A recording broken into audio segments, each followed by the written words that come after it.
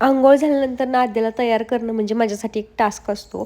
कारण तिला तेल लावलेलं आवडत नाही, तिला केस विंचरलेले आवडत नाही, पावडर लावलेलं आवडत नाही, सारखी चिडचिड करत असते.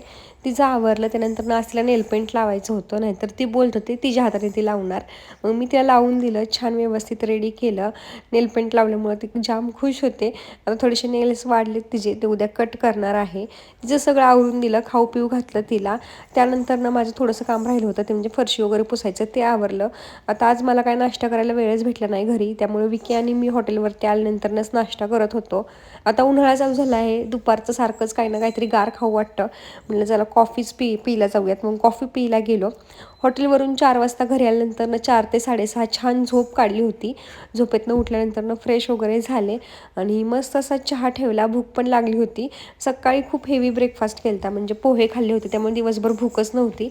मग घरी आल्यानंतर चहा आणि खारी खाल्ली आणि आद्या खाली खेळायला गेली होती. आता तिला काही जास्त वेळच भेटत नाही इथल्या अपार्टमेंटच्या मुलांसोबत खेळायला, पण आज ती त्यांच्यासोबत पार खालीपर्यंत खेळायला गेली होती, त्यामुळे मी तिचा वरून व्हिडिओ काढत होते.